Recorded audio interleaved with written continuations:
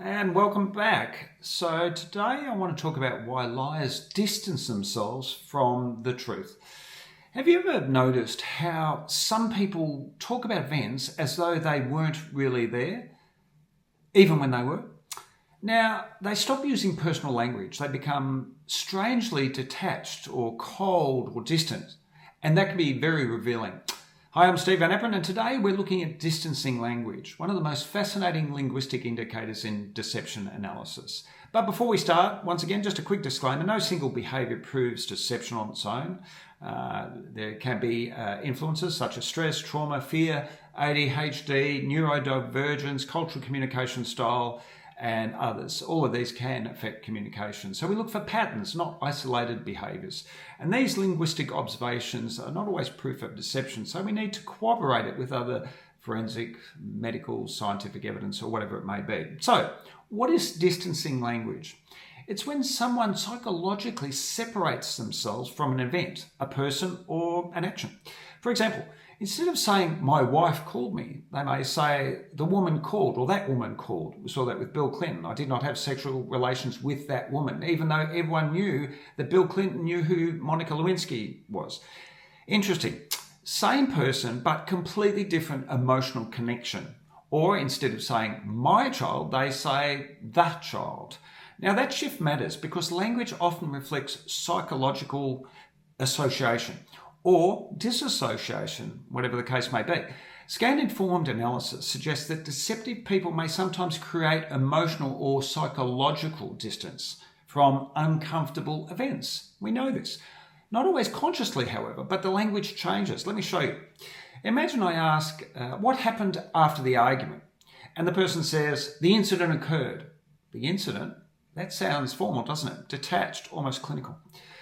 Why not just simply say we argued? Because distancing language creates separation. It often softens ownership and reduces emotional proximity. Here's another example. Instead of I was angry and shouted, someone says voices were raised. Again, who raised them? The language becomes emotionally safer, if you like. Researchers in forensic linguistics often examine word choice because language can reflect psychological positioning. A truthful person usually stays naturally connected to the lived experience. A deceptive person, however, or someone experiencing discomfort may unconsciously create distance. Now again, this alone proves nothing really, but some people naturally speak formally. So as in my previous videos, we have to baseline or benchmark and look for deviations. Is that because someone become detached under trauma or simply communicate differently? But when distancing language appears alongside passive voice, missing time, evasiveness, or omissions, the pattern becomes much more interesting because words reveal not just facts. And once you start listening for distancing, you hear it everywhere. In interviews, relationships, arguments, media statements, politicians. We see a lot of that in Australia at the moment, politicians lying.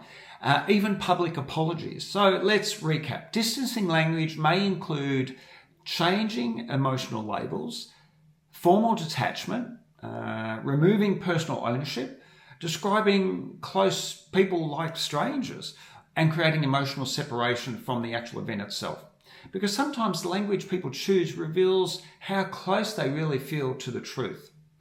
And more references can be found from Albert Vridge, Detecting Lies and Deceit, Scan-Informed Linguistic Analysis, and Forensic Linguistic Agency Research.